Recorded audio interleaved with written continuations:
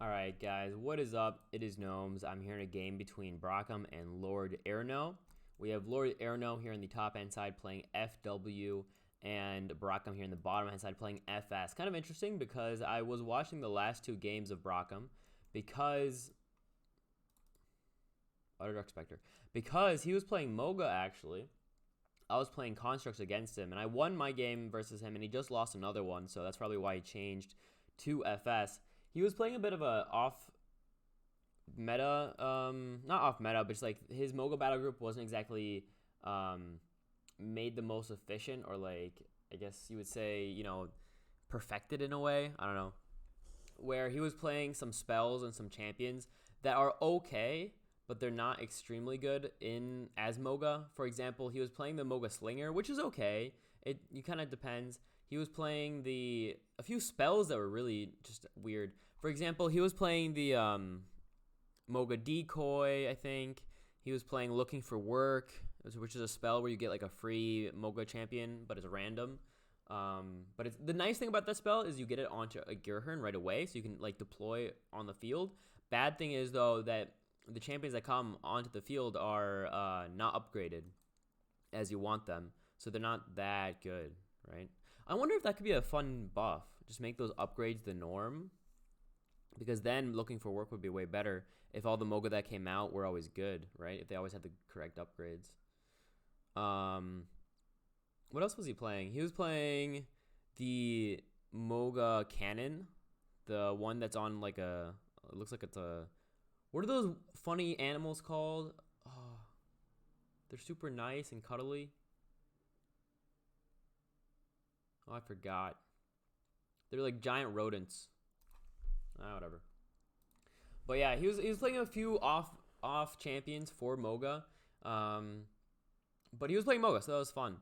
And I was talking about the Moga Cannon in the last game. I was recording the last one, but it ended in like 5 minutes, so I didn't want to actually upload it.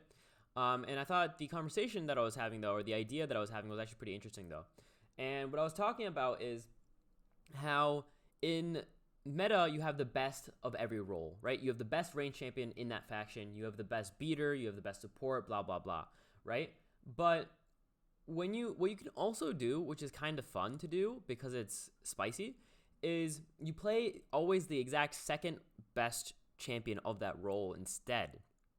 So instead of playing the best champion, like for example, let's say you want to play a range champion, and generally in SP you'll play the High-Head Hen Shrinker, you'll play the Houndgun, and you'll play the Marid, right? Those are you basically always play those as the meta. Those are just so insane because of their utility and their damage, whatever. But let's say you just say, no, I'm not going to do that. And then instead of the Head Shrinker, you play, for example, the Caustic Slag, which is a pretty good range champion. It's multi-attack, it has a dot, and it's ranged. So it's very good, actually, for damage. It's insane. But nobody really plays it in meta. And then let's say you play the Cannon, the Moga Cannon, which is also actually pretty good. It gets some work done. It has some AoE quite quick because of the 7 speed. So you have to kind of get it into the range because it's lumbering. But once you do, it does a lot of damage because it has so much speed, so it can keep double tapping. Or for example, for beaters, you can pick way different beaters. There's some things you kind of have to play, like Mika and Ritualist. But other than that, you can play a lot of off-meta champions that are still just very good. Right? The champions that I just named aren't bad. And it makes the game or your battles spicy because nobody sees those champions very often, or they come up but not very frequently.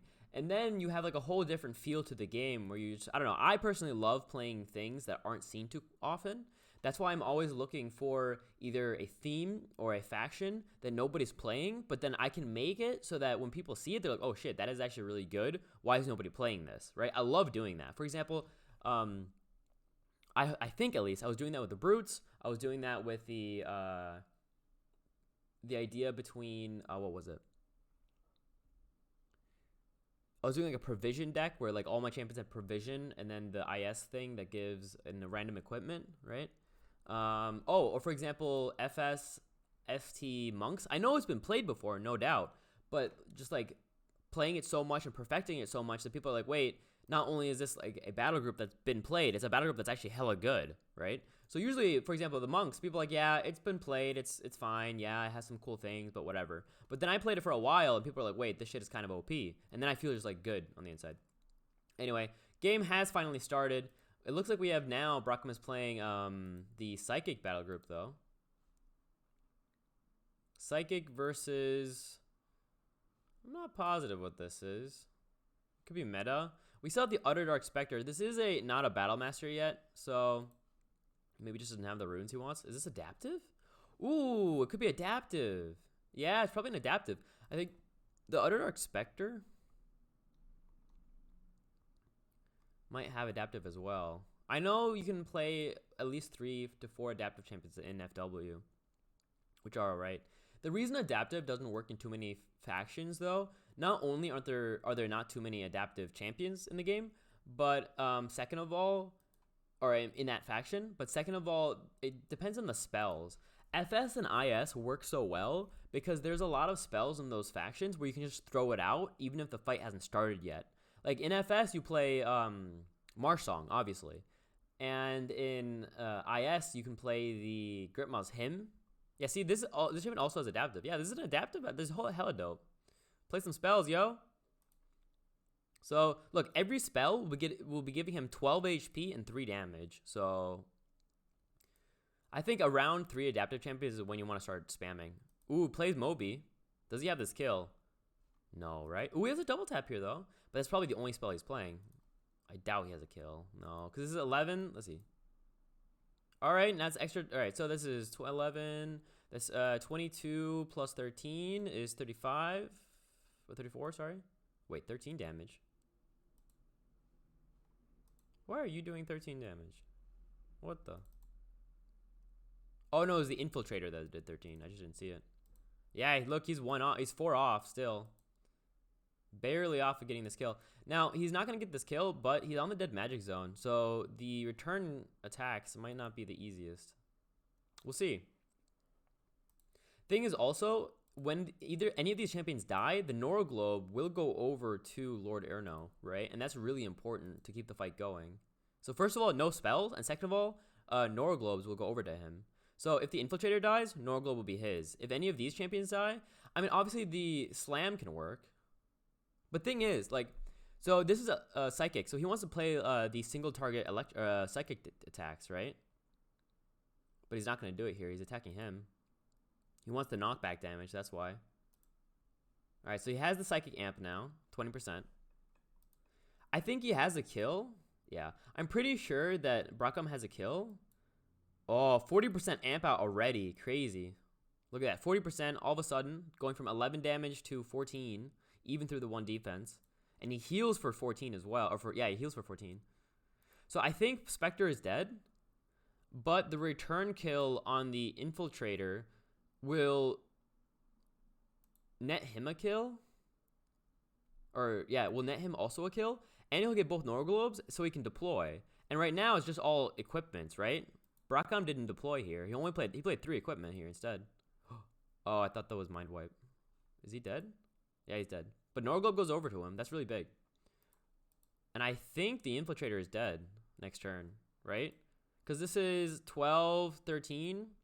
He needs 1 spell, which is pretty easy in a, adaptive battle group. Oh, he doesn't, because of stall. Well, you can still just play a spell and kill, right? Like, if you can use Steal Life. There you go. There's exactly. Steal Life, 14 minus 1. That's a perfect kill. Perfect kill for this. And he gets both Nora Globes. I don't think he should have played the banner. He didn't need it. He didn't need the banner. But yeah. So not only does he get both Nora Globes, he also got the Phylactery here.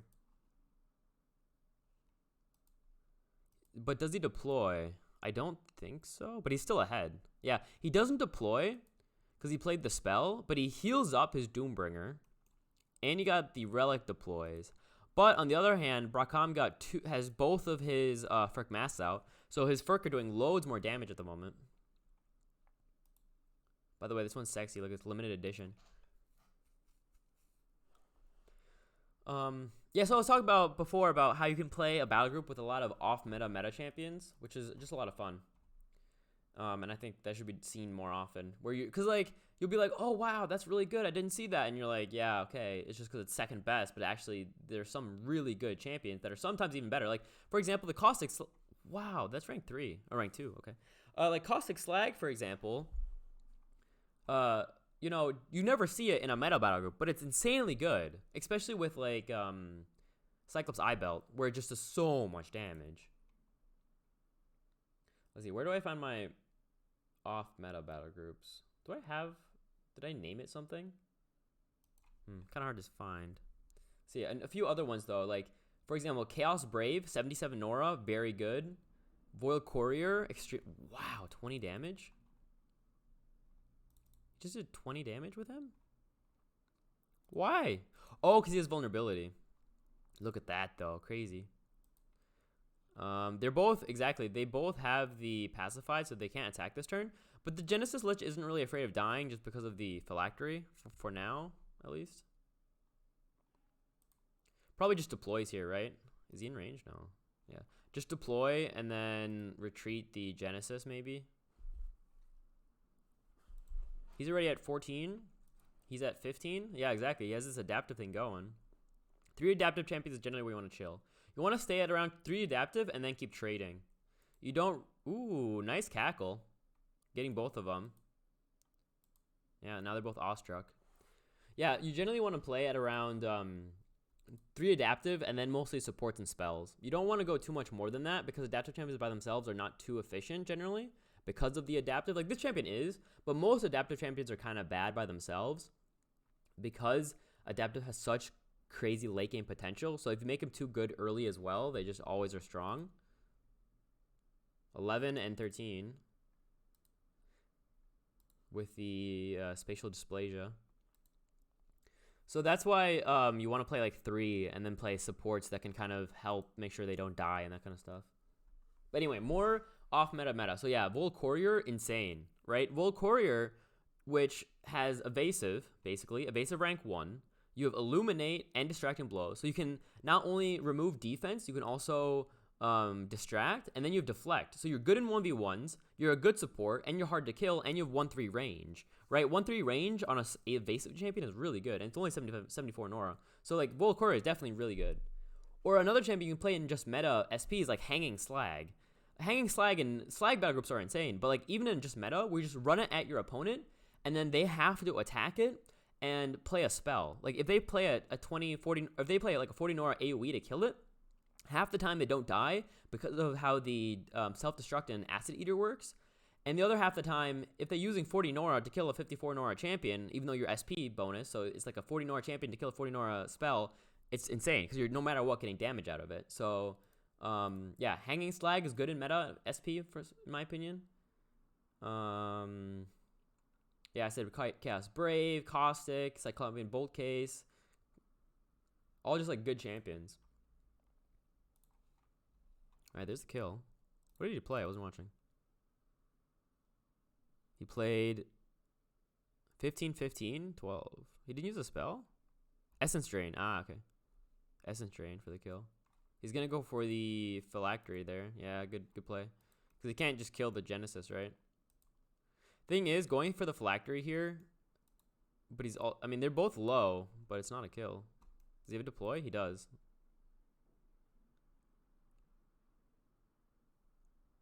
Dude, what is wrong with Poxnora today?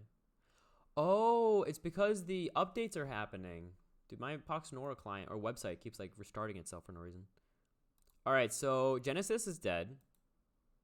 And Doombringer's maybe also dead because of this, right? He kills him. These two charge him. And then the ping. But he's not, I think he's barely not. He's 10 damage, right? Yeah, exactly. So he's at 8.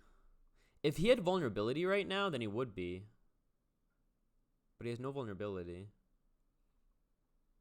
Oh, that was such a, like, quick change. It was like, oh, is it? No, 1 off, okay. So Doombringer is alive, but I don't think he can ever survive here. He can get the Nora Globe and then attack once. That's all I see happening.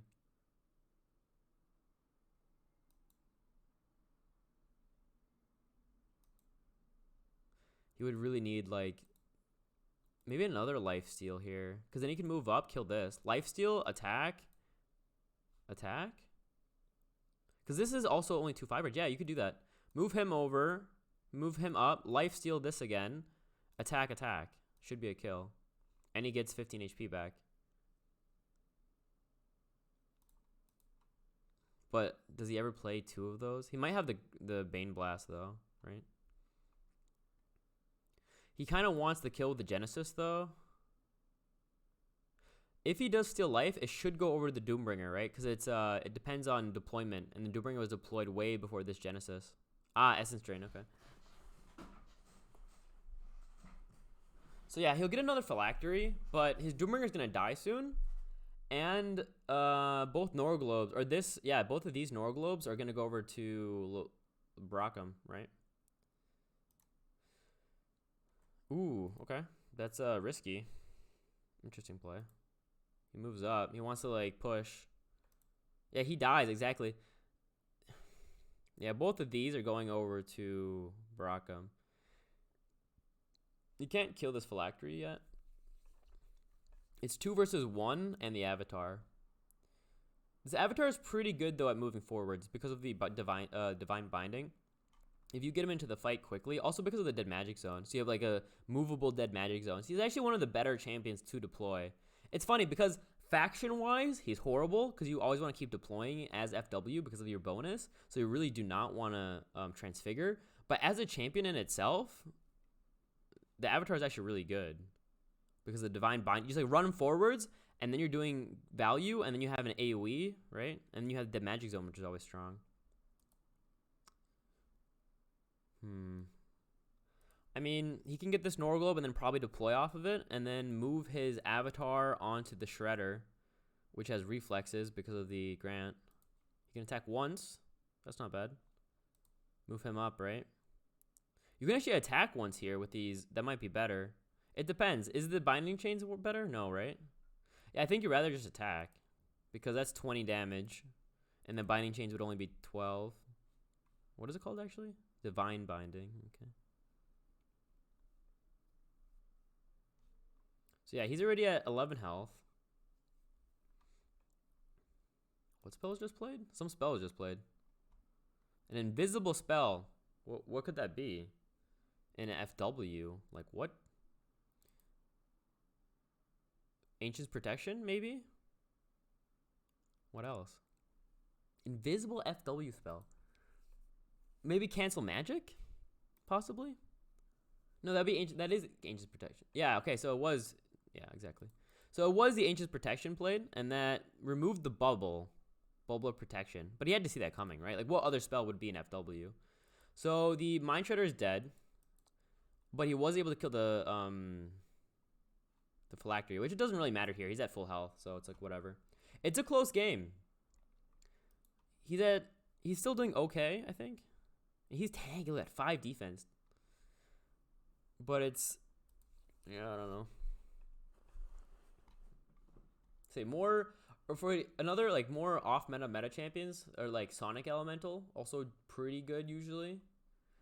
Cyclops War Wizard. Cyclops War Wizard kind of has to be played a bit in a better group for it, like with the War Drummer. But Cyclops War Wizard is really insane with the War Drummer because you could Alacrity onto the War Drummer to get Alacrity plus Battle Drum. And you have, like, pull and just, like, a spell within a champion, so it's also really good. Eh! Was that backfire? Soul Bane was backfired. I mean, he's still just dead, though. And he still has the kill, but now he doesn't get the... Because he can just Corrupting Blast, now I think about it. Yeah, couldn't he just have done this, and that would have been a kill anyway? 55% is 11, or is it 10? I guess I'm not sure. He gets the Norglobe. He's in the Dead Magic Zone now on the Executor, and he engages, which is good. Lethargic should be next turn, actually, so this is actually pretty good for him. He doesn't deploy. He gets the Norglobe, but he isn't able to deploy because of that backfire that just happened. But it's right now still 2. And this is what happens sometimes, where another invisible spell, really? That's dangerous, because if that was another Ancient's Protection, he'll be at 50 health. Is he lumbering? No, okay, not yet. Only 8 damage, though. Very low. with that Frightful Aura as well.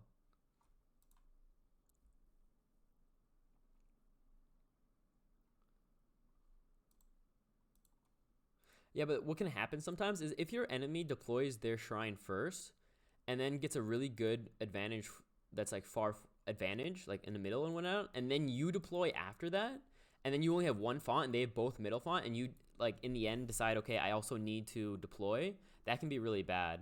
So sometimes it's better to like right when you see your enemy, that's what it was. Right when you see your enemy transfigure, you might also want to do it just to make sure they don't get too much of an advantage. Like right here, right now, this avatar is giving such value where he's actually kind of still in the game. He's at 70 health, 5 defense, so he's still pretty tanky. But this thing's getting pretty high in damage now, and this Executor is not dead, but I mean, deploy. If we see a deploy now, it'll be so even actually, because he'll be half dead. 16 plus 20 is 36, or I guess 15 plus 19. Yeah. I mean, a spell would kill him, but if he plays another spell here, he's not deploying, but that gives him more HP and damage. Where actually does this go if there's no closest friendly deployment? So it goes up here. Okay. So is he ever playing a spell here just to get the kill with the Spirit Harvest? No, okay. So yeah, now just deploy, right? And then get in out of the double tap range would be my idea. So like either move here or here, so you're out of double tap range. And then deploy. And then like this thing is stuck. Like this thing is dying kind of no matter what. Exactly. So now, does he have a deploy? He transfigured a while ago, so I'm not sure if he has the Nora. He doesn't, okay. So he doesn't have the Nora to deploy. Next turn he can. Let's see. He can hit him once, but he'll be taking 11 damage for the disengage. He can't get over there to attack because of that spell we just saw. But we have this Mind Shredder here now. This is actually the second person I've seen now playing. Oh, shit. Okay, gets the kill. That was the Bone Trap. That's why he didn't deploy, because he played the Relic instead. And we do have Shattered Summons, though. Right? Shattered Summons. He can't get this Norglobe. Yeah, he's one off to get this Norglobe. So the skeleton can get that, and then he deploys next turn. See, this is what I was saying, where if your enemy transfigures first, and you don't have, like, a big enough, like, what's going to happen next turn is Exospicer will just die, because he's at 16 damage already. He's double tapping, right? Yeah. So the Avatar double taps. He moves over here to get the Norglobe. He gets the kill.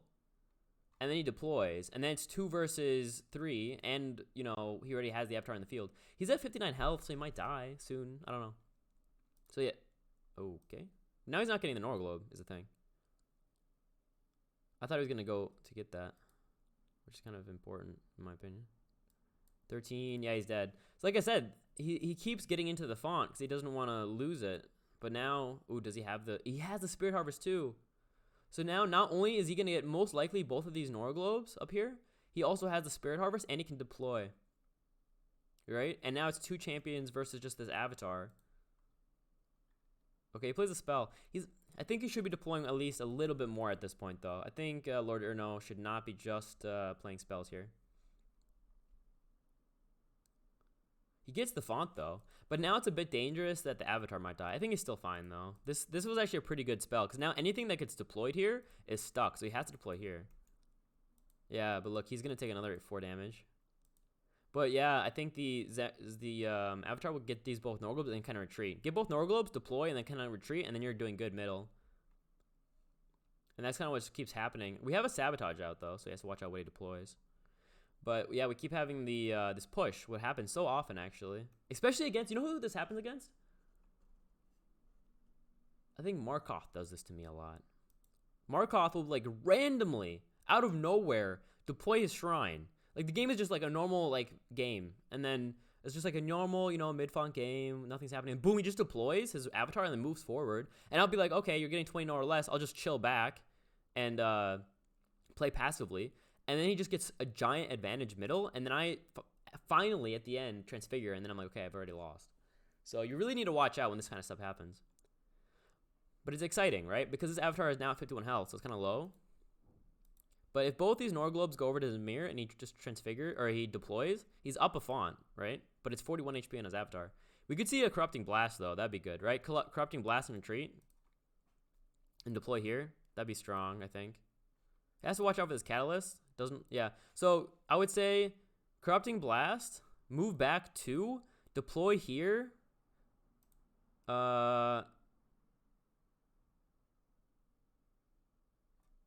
He needs a retreat first. Okay, that was bad. He just took a lot of damage for free. Yeah, he's at 28 health now. He could have taken way less if he had just Corrupting Blast instead of attacking. Okay. He heals his... I mean, he's gonna die, actually, to the spell. That's funny. But his avatar is now at 28 fucking health. He's dead next turn. 25 to 28. Yeah, and this ping is gonna go on him. Why would you do that? The spell's killing him anyway. I mean, this thing is huge. Don't get me wrong. But his avatar is basically dead next turn. See? He's at 20 health now. Alright, he's not in the font. But he can get over there. Yeah, this avatar just moves over there and kills him. Oh, no! You fucked up! Yeah, he really should have just retreated and Corrupting Blast to get that kill there. Because now he's just... Oh, poor man. Okay, no spells can be played, though, right? Because of this dead magic zone. But he's still dead next turn. Even if he's not dead this turn, he's dead next turn. Yeah, misplay. That one turn fucked it up. He was doing good. He should have retreated Corrupting Blast, but he just fucked up. He got double Catalyst. So that was, you know, was that 8 damage or... How much was it? The double Catalyst, see? Zamir takes 4 and then 5, actually. 4 and 5. For whatever reason. Yeah, and the half health thing as well happened. So he took 4, 4, 5. He took 19 or 18 damage for no reason. 13. Yeah, 13.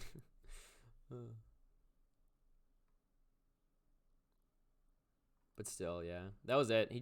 That was the play. Taking the 13 damage for no reason and not retreating. Oh well. Close game, though. It was fun to watch. Very on a knife's edge. It happens a lot with Adaptive. Adaptive, you often are on a knife's edge.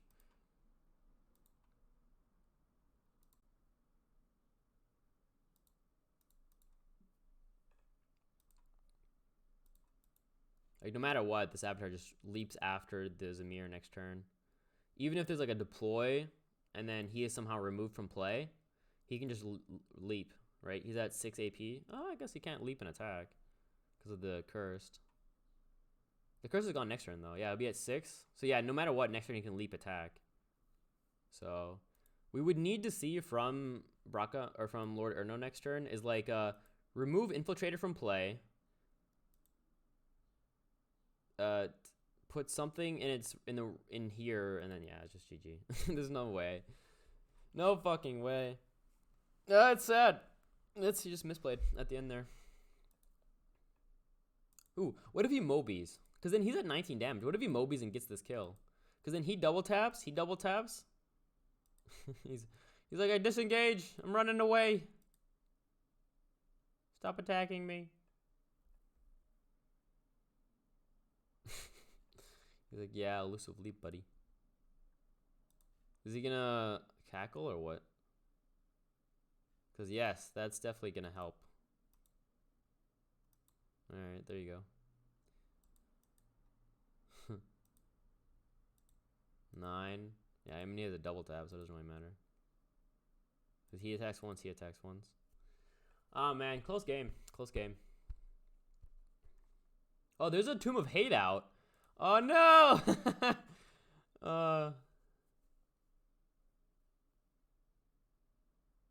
At the end of your turn. I didn't see the Tomb of Hate go off, though. Yeah, there you go. GG.